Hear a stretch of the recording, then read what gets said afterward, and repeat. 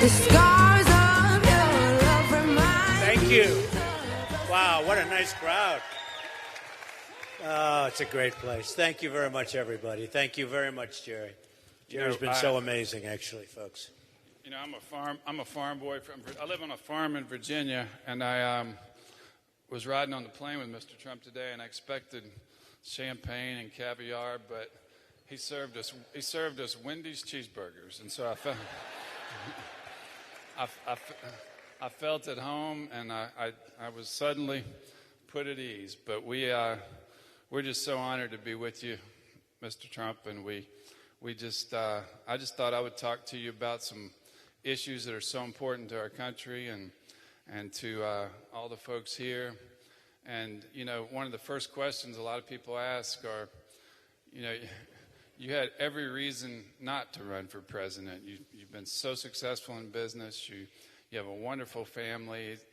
His family's here with us tonight, and he just he could have sat back. He could have enjoyed. There they are. Melania, Ivanka, Jared. It's Ivanka's husband. That's so nice. And Ivanka's going to have a baby any minute, so we're all set. And I said, Ivanka, please, please have the baby in Iowa. It would guarantee victory. Thank you very much. That's very nice. Thank you. I brought my whole family, too, if you guys would stand. Becky and Trey and Wesley right here.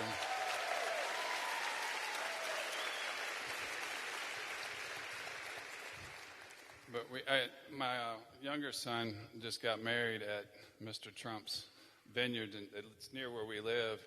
And my wife pointed out to a crowd earlier today that we paid full market rate to use that venue. Not one penny discount, even though he offered it. So. Actually, when he said we insist on doing that, I doubled up the prices. I figured, what the hell? But it was worth every penny. It was a beautiful venue, and I'm so glad my family was able to join us. But what motivated you to run for president when you could have just sat back and enjoyed your business successes and your family and you know the for a national politician, it's such a vicious atmosphere now. It's the scrutiny and the lies. I heard several lies told about you today by some of the other candidates. Oh, these people are the worst. I thought real estate people in New York were bad. These politicians are the worst liars. Wow, they are terrible. These are terrible. One of them. They'll say anything. It's like incredible. Actually, we saw one. We were both amazed at it. It says voter violation. We just said, did you see this today? The Cruz campaign. Voter violation. And it's like an official document being sent to people in Iowa that they have to get out and vote because they're in violation. And then they have grades for different things. And it says F. And it's so, I mean, it's terrible. I've never seen anything like it. And I guess your attorney general's investigating it, and it just came out. But I said, that is really terrible. It's a fraud as far as I'm concerned. But you're in a rough business over here, I'll tell you what. And one thing I said before, Jerry, you haven't had a winner in Iowa in 16 years. We're going to have a winner, you better believe it. You're going to have a winner this time. You're going to have a winner. We're going to change that. That's a bad spell. 16, that's a lot of years. Well, one of the candidates said you voted for Obama both times, and I heard you tell Bill O'Reilly the other night that you voted for McCain and Romney. And I was on the committee. Yeah, and you helped them raise money, and so it's just they'll stop at nothing. And it was anyway. But one of them actually did. They said I was pushing Obama in 08. I was on McCain's committee. I liked McCain. He was a nice guy. He tried. It was a tough deal for him. I mean, that was an election that was tough to win because of what happened a couple of months previous with the economy. But, you know, the last election we should have won. That was the Romney election. I mean, sad. I'm not blaming anybody. I'm just saying sad that we didn't win it. And one thing I will say, Obama, and you have to give him credit, he was on television every night. He was on David Letterman, Jay Leno. And Mitt was not around very much. And I'd call their campaign and say, why is he not going on television? He's got to go on television. And he ended up losing. That was an election that we should have won. That should have been a victory. He had a failed president, and that was an election that should have been won. Well, by the time Obama leaves office, Iran will have $150 billion of money that they don't have now. They're the leading state sponsor of terrorism in the world. And tell us what you'll do about that. Well, I use that deal all the time. A lot of you have heard some of my speeches, and see all the press we have back there. Look at these people; they just never stop. But a lot of you have heard the different speeches that I've made, and a lot of times I'll use that whole Iran deal as an example of gross incompetence and horrible deal making, where we get nothing. We're giving $150 billion. They're a terrorist state. And I don't know, I mean, even beyond that, did you hear last week where Kerry said, no, we would expect some money to be spent on terror? And I'm saying, did he really just say that? And I figured they'd issue some kind of a statement saying he didn't say it, even though that's what he said. And he actually made that statement. Now they're going around, though, and they're taking the money, they're spending it all over Europe, all over the world. They're spending it everywhere but our country. They just ordered 118 Airbus planes, which is obviously not made by Boeing. Instead of ordering Boeing jetliners, they ordered from Airbus, which is European manufactured. They're buying in Italy. They're buying everywhere but us. They're buying missiles in Russia. I didn't know they were allowed to buy missiles, but they're buying missiles in Russia. They shouldn't be allowed to buy missiles. And they're spending that money all over, except for one place, the United States. That is the most incompetent deal I think I've ever seen in my life of any kind. Horrible. Well, you know,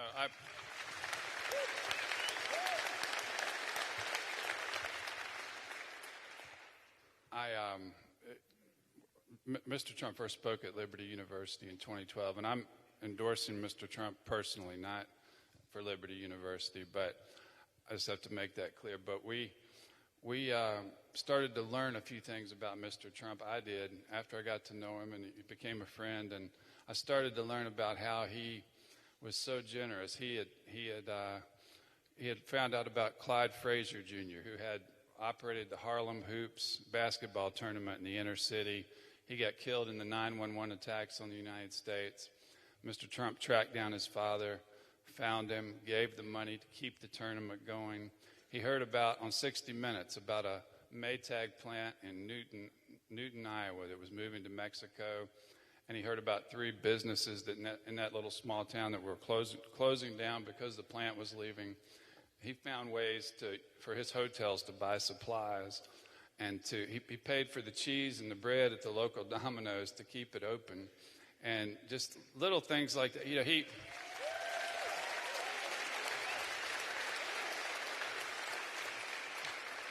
after he visited Liberty, I told him about another Christian ministry in another state that needed some help. I learned in a few days he had donated $100,000 to that ministry. A couple helped him on the side of the road. His limousine broke down on a deserted highway, and he paid off the couple's mortgage. So the other night when all the other candidates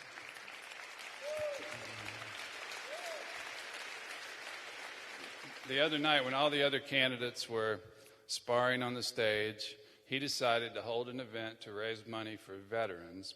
He raised $6 million for our veterans.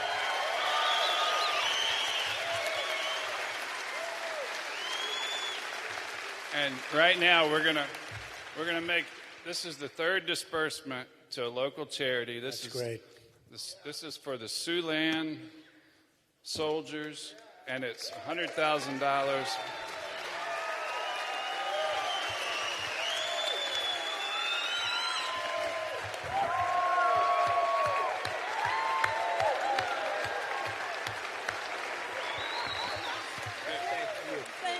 So we had a great evening, and these are incredible people. And because of the largesse, because of the niceness of Carl Icahn, who's one of our great businessmen and who will help us with our negotiations with China, believe me, we're going to come out just fine, and many other places, and many other businessmen that are friends of mine. Phil Ruffin gave $1 million from Las Vegas, and Carl gave $500,000.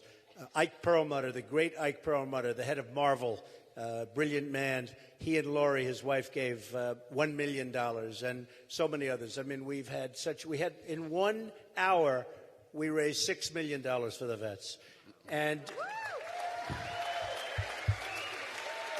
Jerry, we vetted the vets very closely because we want to make sure, and we picked about 20 groups, 22 groups, and we're giving a lot of money out, and they're really happy about it. Tell us, what do you do exactly? What do you do to deserve all this money?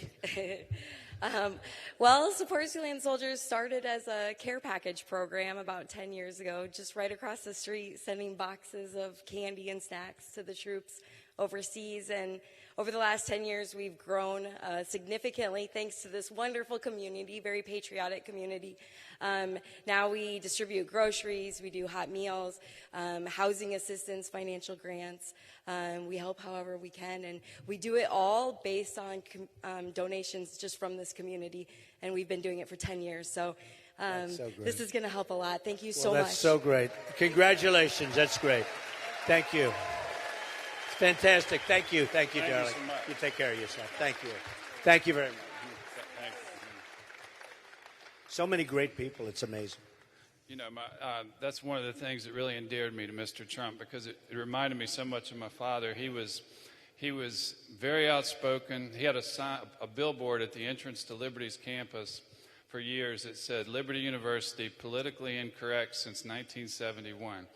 But he was always so generous to people in need. He gave away so many scholarships to students in need. He almost bankrupted the school. That's a fact. And my mom would never let him have the family checkbook, because if she had, he would have given all the money away to people in need, and we wouldn't have had any money to pay the bills. But that's something that reminded me of my father and Mr. Trump. But that's not why I endorsed him. I endorsed him because I sincerely believe, my father was criticized in the late 70s, early 80s for supporting a Hollywood actor who had been divorced and remarried over a Southern Baptist Sunday school teacher. Of course, the actor was Ronald Reagan. The Sunday school teacher was Jimmy Carter. But he said, Jesus said, "Render unto Caesar the things that are Caesar's." And he believed that meant we're to be good citizens.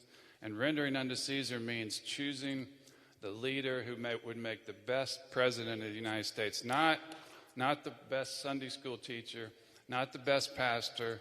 It's just like when you have a sick child, you want to find the most qualified doctor to treat that child, not necessarily one that shares your faith. And he believed that. He pounded that into me from an early age.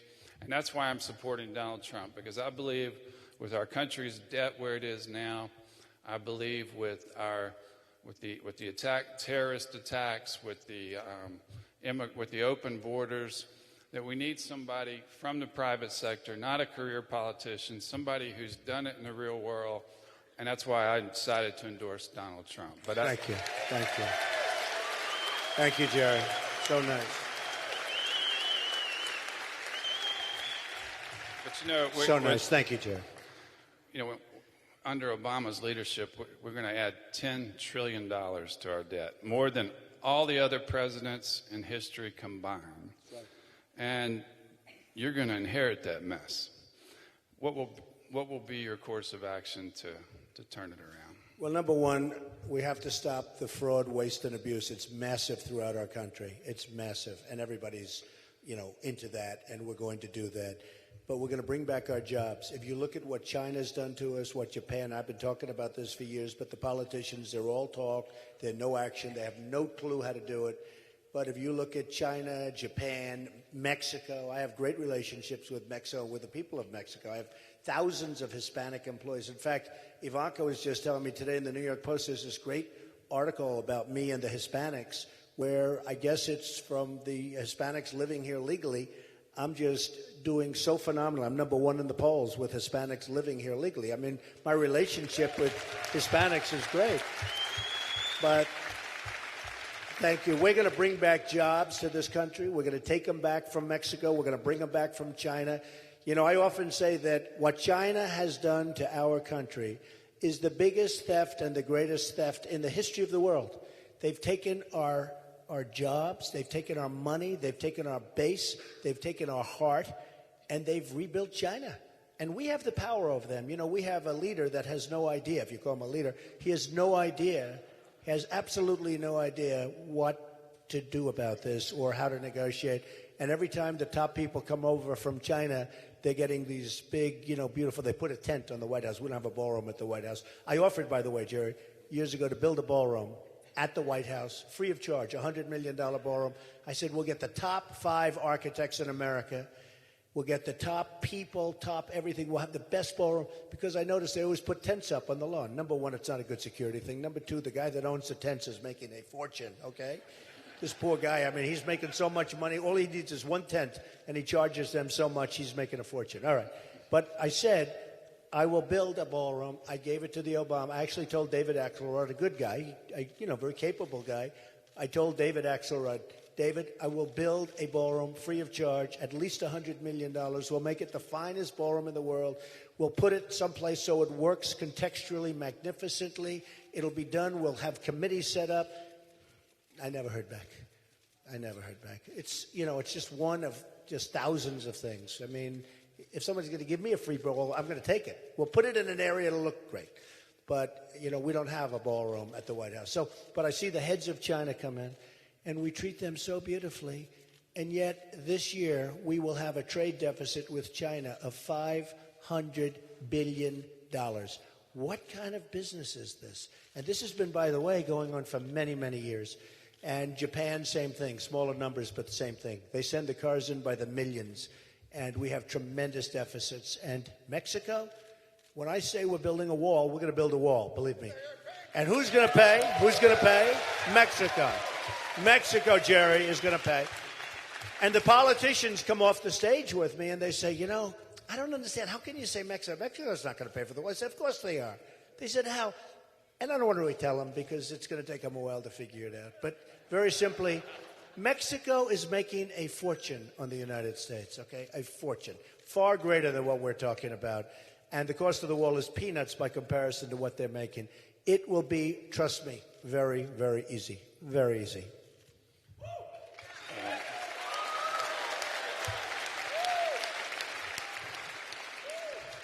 In 2007, about an hour and a half from where I live, 32 students were murdered at Virginia Tech University by a deranged killer. And after that, Liberty University, where I'm president, we became one of only a handful of universities in the country that decided to allow concealed carry permits on campus.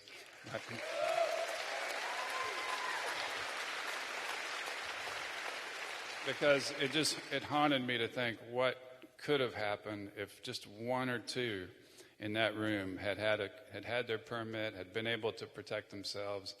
And then in San Bernardino, just recently, we contacted the victims, and many of them, we learned after contacting them that some of them had just become Christians and were looking for a Christian university to send their children, and we've offered them scholarships, and the only thing that made the news was that we had made our concealed carry permits, our rules even more convenient for permit holders to carry. But what we were trying to do is help the ones that were hurt. And you've talked a lot about what needs to be done as far as Second Amendment rights. It seems like since 1950, of all the mass shootings in the United States, only one has been outside of a gun-free zone, or in a zone where guns were allowed. But what's your thoughts on that? Well, look, the Second Amendment, we're going to protect it, we're going to take care of it, and we're going to cherish it, and we're not going to let people nip away at it like they've been doing, okay? And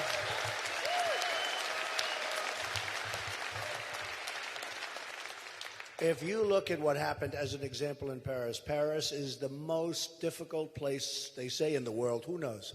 But it's certainly very difficult. And France, generally, you can't have a gun. It's impossible, practically, except for the bad guys. The bad guys can have a gun because they just have a gun. Now, if we had in California the 14 people that were killed, or as an example in Paris where they killed 130 people, with many more to follow. You know, I have many people that are gravely, I mean, really in bad shape, lying in hospitals right now. At a minimum, their lives are destroyed and they're going to have a rough life. But these guys walked in, boom, boom, boom, boom. They could have stayed there all day and done the same thing. And they killed 130 people, so many badly injured. In California, I mean, where the wedding was actually in a form thrown. They were giving parties. They know each other. They knew everything about it. I guess they gave a baby party. And it's the most incredible thing. Walk in, they shot 14 people. Would have killed more. If we had somebody like that gentleman with the beautiful white Make America Great Again hat on, or the red Make America Great hat on, or anybody, anybody, if we had some people, meaning if there were people in Paris, or if there were people in California, or if there were people, you know, the 5 soldiers that were killed 9 months ago in a gun-free zone on a military base, I'd end that immediately, Jerry, with an executive order. You can knock that out immediately. The 5 soldiers, 2 of them were world-class marksmen. They were all great soldiers. They were told they couldn't have their guns, gun-free zone, put the guns 200 yards away, lock them up. They can't be there. This whack job walks in, shoots all 5 of them. If they had their guns, it would have been a different story. If there were guns in Paris on the other side, just a few, maybe on the ankle or on the waist where you lift up and you start shooting bullets in the other direction, would have been a whole different story, folks. If there were guns in California where a couple of the people in that room, if not all, but if a couple of people had guns, it would have been a totally different story. You wouldn't have 14 dead. And you know one thing, the police wouldn't have had to go all over the place. And I think the police in Paris, by the way, and the police in California, I thought they did an amazing job. I really did. And speaking of that, the police in this country are really taking a beating, and they're great, great people. The job they do is fantastic. Fantastic. So, really true. So we have to protect our Second Amendment. And we have to do it right, or we're not going to have a country anymore, folks. We're not going to have a country anymore. Thank you. I hear what I think are phony reports on unemployment all the time, 5%, 6%, whatever. But I think if you counted all of the people who have given up, who are not looking for jobs anymore, some people say the number could be as high as 20, 22%. And I just don't know how we can continue to thrive as a nation, or even start to thrive again with that many people out of work. I mean, tell us what your plan is. Well, the job numbers that come back are total nonsense. You know, these numbers were made a number of years ago, and the way they compiled the numbers, so that politicians look good. That's all it is. Because if you're looking for a job and you give up, statistically you are considered employed. So you have millions and millions of people that have looked and looked and looked, and they gave up. There is no job. And if you looked at the numbers that came out 2 weeks ago, they said that the numbers are 5.1 and 5.2%, which is total nonsense. I actually think it could be as high as 32, 35%. A lot of people think it's 35%, the real number. But if you look at the jobs that they do have, they're bad jobs. They're considered really bad jobs. Somebody got on one of the shows, and I read in great depth and detail an account. These are among the worst jobs that we've ever been talking about, and yet they're considered jobs. So we're going to get real jobs back. We're going to bring them back from overseas. We're going to bring them back from all these countries that have taken them away from us. I mean, you have an example. You call up for a credit card to check, or somebody calls you, and I'll say sometimes, where are you based? And they'll be based in India. They'll be based, I mean, it's amazing. And you notice the accent's a little bit different. And where are you from? Well, I'm from India, or I'm from another country. We're doing everything. We don't have jobs. If you look at what's really going on with our country, we're going to be in such trouble. We're going to bring our jobs back from overseas. We have incredible people. One thing I've learned more than anything else, they said, what have you learned? You know, we have a movement going on, folks. Every room is like this. They're packed. No matter where we go, they're packed. The cover of Time magazine last week, we had the most unbelievable writer. I never spoke to him. It was one of the best stories I ever had. And I said to my wife, I said, Melania, I'm never going to speak to a reporter again. I got the best story, and I never spoke to him. I don't waste my time. Because, you know, there's tremendous dishonesty with these people. They're the most dishonest among. They're a little more honest than the politicians, but, you know, maybe that's why they're so dishonest, because the other one, look who they're dealing with. And I'm not a politician. Remember, I'm a businessman. We're a businessman. We're a businessman. But But the cover of Time magazine is so amazing because it talks about the movement. And it's actually a picture of me talking to a crowd. It's actually a picture of the back of my head. I was very impressed. Fairly okay back there with the, not much of a bald spot, which is okay. But it's a picture of me standing talking to a very large crowd of people, which is standard. And it talks about a movement. And it literally didn't have a bad half sentence in there. They said there's never been anything like this. There's never been anything like what's happening. And this is why, and I'll just interrupt Jerry for 1 second, it's so important. We're leading now in the polls in Iowa, so we're leading in everything. A poll just came down. And the folks from Bloomberg are here, in all fairness, and even the Des Moines Register. Can you imagine? They couldn't have been happy with Trump leading their poll. They were not happy, I guess. But John and the group is here, and look, you do have some. Mark and John and their wives and families are here. You have some great people. You have some great people in this country. Some great, great people in this country. And I was going to say that what I've learned more than anything else in doing this is how incredible, smart, committed the people of the United States are. It's incredible. They want to see America be great again. It's very simple. They want to see our country be great again. But I really wish you'd go see this because that story was so inspiring to read. And it's not a story really about me. It's a story about you. It's a story about people that are fed up. They're sick and tired. You can call it angry at the debate before the one I skipped. And the reason I skipped it, by the way, was because I was not treated properly by Fox. And they've been very nice since, and they were even very nice before. They wanted me to go on the debate. And they didn't do well in the debate. They would have done very well had I gone. We would have broken every record in the book. But I couldn't. But you know what? I'm glad in many respects I didn't do it. What happened, a poll just came out in New Hampshire, just 2 minutes before we came on. And in that poll, I have a 25-point lead. You know what a 25-point lead is? And people respect the fact that I skipped the debate because I wasn't treated right. And we have to do that. I wasn't treated properly. And we have to think about that with our country. When our country isn't treated right, our leaders have to do what's right for the people. I mean, we get beat up by everybody. We get beat up by everybody. There's nothing. We don't have victories anymore. We don't win anymore. I mean, when was the last time we had a victory? We don't win on trade. We can't beat ISIS. Can you imagine General George Patton or General MacArthur, Douglas MacArthur, saying, ISIS is tough? I've seen these generals. They're always interviewed on television, Jerry. They're on television. I don't want my generals on television.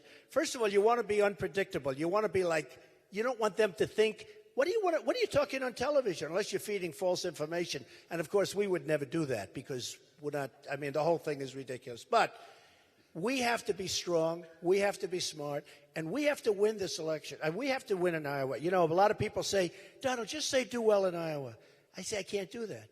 I really want to win. Now, maybe it won't work that way. But if we do, we're going to run the table, folks, and we're going to make this country so great. You're going to have victories all over the place.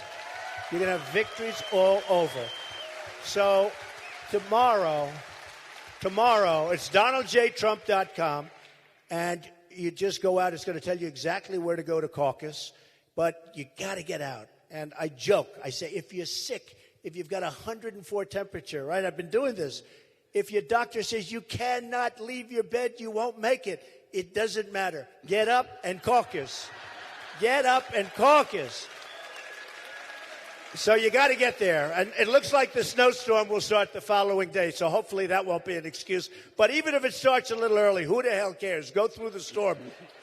Because what we want to do, Jerry, we want to win a mandate. We want to win by mandate. We want to have such strength.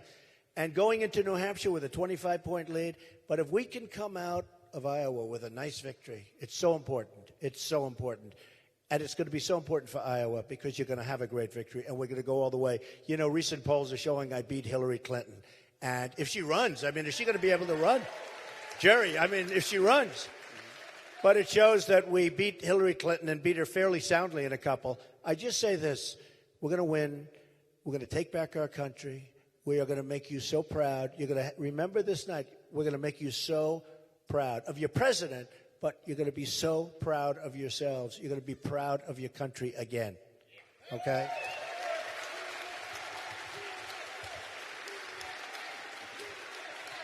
USA, USA, USA, USA, USA, USA, USA.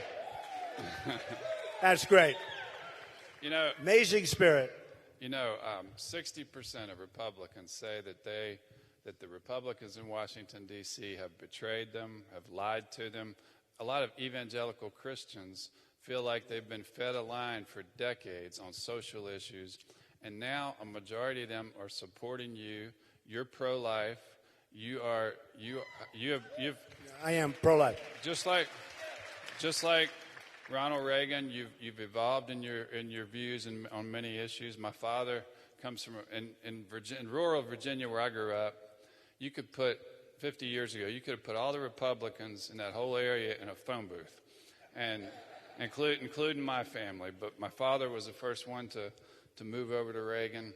And do you agree with that? Do you think that it's because they've been betrayed that they're looking for somebody who might not say exactly what the consultants have told the politicians to say, only to be betrayed when they get into the White House? But you might not say everything exactly like your handlers would like you to say it. But you know what? To me, that makes it more believable to me. That's just my opinion. Well, see, Jerry says you were betrayed. I would say you were lied to by the politicians. You were really lied to because, and I see it whether it's in Iowa or anywhere else, New Hampshire, same thing. I get the same complaints up there. You'll send these people to Congress or you'll send them to wherever you're sending them, into Washington, mostly into Washington, and they get there and then they all of a sudden they turn weak and they turn stupid. They don't do what they're supposed to do. And they extend, like 2 weeks ago, the new budget, which is, did you ever see a budget like that? And did you ever see anything like that? For that kind of money, they've taken care of Obamacare. They've taken care of the Syrians coming in. They've taken care of migration. They've taken care of people coming across the border, which we're going to stop, folks. They've taken care of so many different things.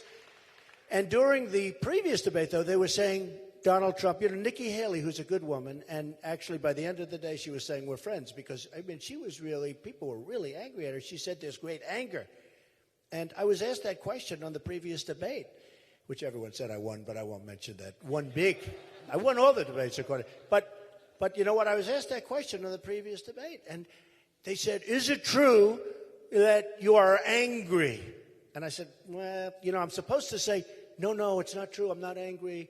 I love the way things are going. Isn't the Iran deal wonderful? Isn't it great? Isn't the border protection beautiful? What's good? We don't win anyway. We don't win. And so they said, anger, like I'm supposed to fight it. I said, I am angry. I'm really angry. And the people that are with me are angry too. And it's interesting because we're not, they want us to look like maniacs. We're not angry people, but we're angry at the stupidity and the incompetence of our leaders. That's all. And you know what? In a short, it's true. And you're not angry people. But in a short period of time, if I get in, and if we go and we're going to do a great job, you're not going to be angry anymore. You're going to be happy because we're going to win so much. You're going to be happy people again. But they asked me that question, Jerry, they wanted me to say, I'm not angry, I'm not. And I said, I'm really angry. I'm right, you're right. And then Nikki Haley said, no, it's okay. Donald's a friend of mine. He's a contributor. He's just that. And she was very nice. I'm not knocking anybody. But originally it started out being that we're all angry people. We just want to see great government. We want to see security. We want to see wealth again. We want our country to be rich again because unless we're rich, a woman came up to me, Jerry, and she said, Mr. Trump, I don't like that statement where you say you're going to become rich again for the country. I said, but unless we become rich again, we're a debtor nation right now. We owe $19 trillion. I would have never given that $150 billion to Iran. I would have told them, listen, I'm sorry, we don't have it. We're a debtor nation. We don't have it. We don't have it. I would have never given that money to Iran. And I would have never in a million years. First of all, I would have gotten the prisoners back long before the negotiations started. That I can tell you. But I would have told them, I said, fellas, look, I'm sorry, but we owe too much money. We can't give you back. Let's go. What's your next subject? What's your next subject? Let's get off that. Believe me, we would have had to walk for a day or two. Then they would have called us. We'll double up the sanctions. They call us back. We start talking. But I would have never given. One of the biggest problems, assuming I get in, people always get angry. I say, if I make it. They go, no, you're going to make it. Look, things can happen. We have people, they're professional politicians I'm running against. They're governors, they're senators, etc. And some are smart, and frankly, some aren't very smart. I mean, you look at Lindsey Graham. In South Carolina, the poll is, I'm 38, and he's 1, and he's the sitting senator. Think of that. But you look, and by the way, I totally disagree with his ideas on the military. I hate these ideas. These ideas have been going on for 15 years. What have we won? Nothing. We've won nothing. We have won absolutely nothing. And our military has such potential. But I don't even want to think about using the military.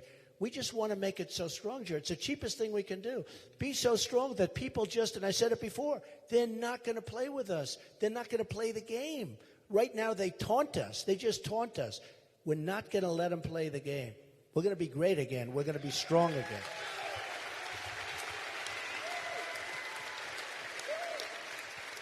You know, I've never gotten involved in national politics before. This weekend's the first time I've ever done something like this. But the reason I decided to step outside my comfort zone and try to help Mr. Trump is because I think our nation is at a crossroads. I think not only is the debt about to spiral out of control, but the next president is likely to have 4 Supreme Court appointments. And I don't think that our values as a nation can survive 4 conservative Supreme Court justices being replaced by Hillary Clinton. I just don't believe that.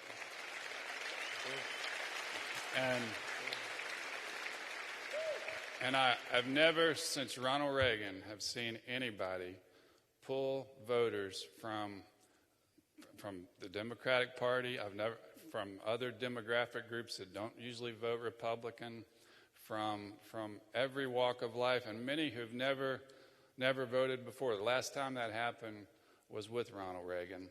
And this man is doing it. And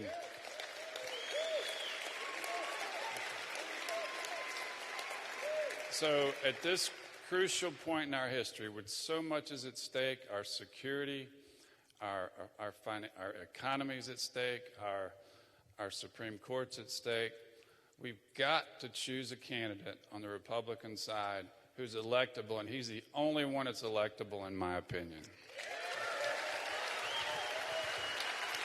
Thank you, Joe. Just in finishing, I just wanted to add just a couple of little things because I believe that I will win states that the Republicans never even put down as a possibility. I mean, we're going to win Virginia. We're going to win Michigan. Hey, I'm going to bring the car industry back into Michigan. You know, when Mexico takes the big Ford plant, $2.5 billion plant, that's not good for us, folks, okay? There's nothing good about it.